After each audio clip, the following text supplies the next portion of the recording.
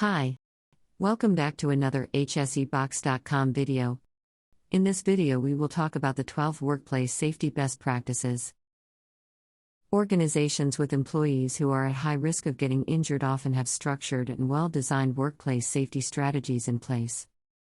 As they are aware of the consequences of neglecting workplace safety, they understand that having a good plan can significantly improve employees' health, safety, and well-being.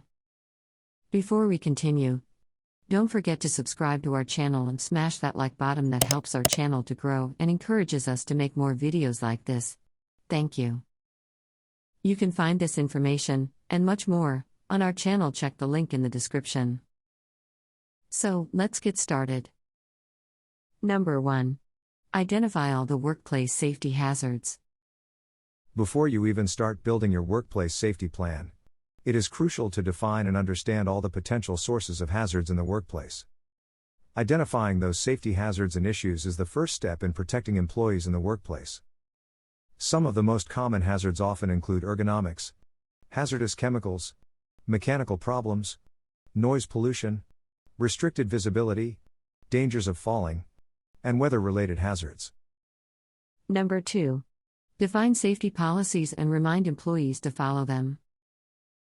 After identifying all the possible workplace hazards, the next step is to define safety policies and procedures.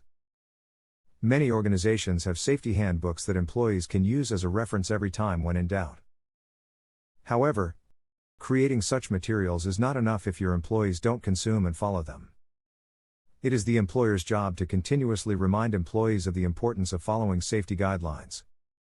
Moreover, under OSHA regulations, employees are required to comply with the standards, rules, and regulations put in place by the employer. Number 3. Keep employees aligned to foster a culture of safety. Suppose you are trying to build an employee-centric workplace.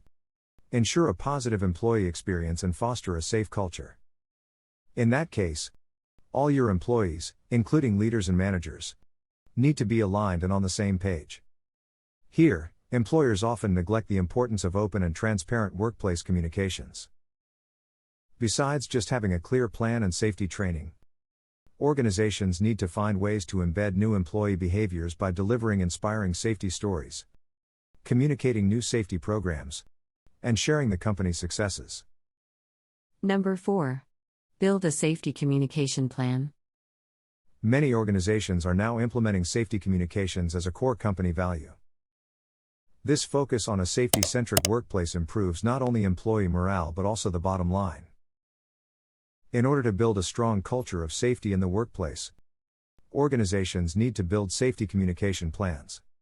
In other words, your workplace safety strategy will be as successful as you manage to communicate it properly. The safety communication plan should consist of a set of materials, important company updates, messages, and other internal campaigns that need to be communicated to the right employees at the right time. Besides timeliness, creating engaging and relevant content is crucial here. When creating your safety communications plan, always ask yourself these questions. What are the main messages we want to communicate? What are the important safety updates to be shared with employees? How and where important documentation should be stored and shared with employees? Which employees should be reached? How will we segment internal audiences to make sure that the right employee gets the right message at the right time? What type of content should we distribute to ensure high engagement? Which communication channels should we use to distribute the messages? Can we reach employees on their mobile phones in a matter of seconds? How will we recognize those who follow the guidelines in order to ensure better compliance among other employees? How will we measure the impact of our communication campaigns? Number 5. Involve leadership and encourage employees' share of voice. Creating safe workplace environments starts at the top. Without the leadership's buy-in, it is impossible to amplify the safety messages and encourage employees to follow them. Senior leadership must set the communication standard by providing an open and transparent environment. Such environments facilitate and drive discussions that allow employees to offer suggestions, report concerns, and feel empowered to contribute to workplace safety programs. Number 6. Designate a health and safety representative. As some employees are reluctant to share their safety issues with their direct managers, some organizations appoint designated health and safety representatives. By doing so, employees can confidently and discreetly discuss their concerns with the representatives who act as a trusted intermediaries between managers and employees. However, employers are responsible for enabling these representatives to always be connected with employees and making sure that they can reach out to them in a timely manner. Yet, many companies still don't have access to the right technology that enables them to do so. Number 7. Build trust and be consistent. Fostering a safety-centric workplace environment begins by building trust in the workplace. Workers must be able to trust that their leader's number one priority is keeping their employees safe and that they can report to them if they notice any unsafe activity. However, this type of employee behavior doesn't happen over time, and a successful transition to an employee-centric workplace culture takes time to build.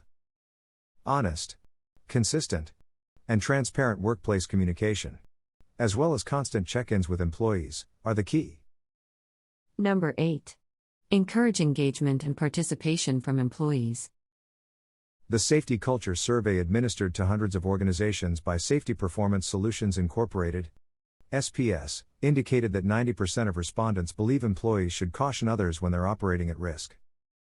However, only 60% say they actually do provide this critical feedback. In fact, 74% of respondents, from the SPS Safety Culture Survey, confirm they welcome peer observations for the purpose of receiving safety-related feedback. Yet, only 28% believe other employees feel the same way. Encouraging employees' engagement, upward feedback, compliance, and participation are key prerequisites in promoting and growing a positive safety culture in your workplace. Instead of leaving your employees out and just delivering safety guidelines one way, consider involving your employees to directly participate in shaping a safer, risk-free working environment. Here are a few tips for driving your employee engagement. Encourage your employees to suggest practical solutions and address their concerns in order to maximize safety. Enable and empower your employees to get involved in defining workplace policies and speak up about workplace safety issues. Ask them for feedback and urge them to report hazards continuously. Continuously emphasize the importance of keeping themselves and their colleagues safe. Number 9. Enable easy access to important documents and information. Blue-collar workers are often the ones with the highest risk of getting injured at work. These employees spend most of their time outside of the company's offices, and they often don't have designated working spaces. These hard-to-reach employees need to have instant access to all important safety materials and documentation available on their mobile phones. On the other hand, employers need to eliminate information overload. Moreover, these employees should have access to personalized employee news feeds where they can consume content relevant to their job roles and potential hazards specific to their functions. On the other hand, managers and safety representatives need to have a way to send instant updates, safety push notifications, and the ability to automatically share content from credible safety sources such as OSHA. Number 10. Help managers and employees always stay connected. It is important that you enable supervisors to keep employees informed about potential hazards or risks in the workplace. Managers should have the ability to create designated safety communication channels where they can share important information and communicate with their teams. Similarly, when employees notice a potential hazard in the workplace, they should be able to instantly reach their fellow coworkers to inform and alarm them about the hazard. Number 11. Recognize those who follow the rules and regulations. In addition to keeping employees informed, it is important to praise and recognize those who regularly do their jobs safely.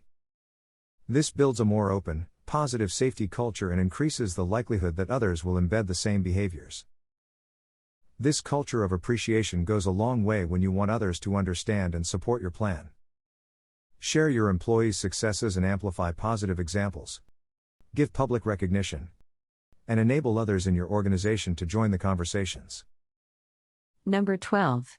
Measure the impact of your safety communication campaigns. As mentioned earlier, Communication in the workplace is the number one prerequisite for building and maintaining workplace safety. However, most organizations still don't have ways to measure the impact of their safety communication campaigns on employees' engagement and safety. We hope this video helps you to understand why health and safety is important in the workplace. If you have any questions, let us know in the comments section below, and we are happy to help you.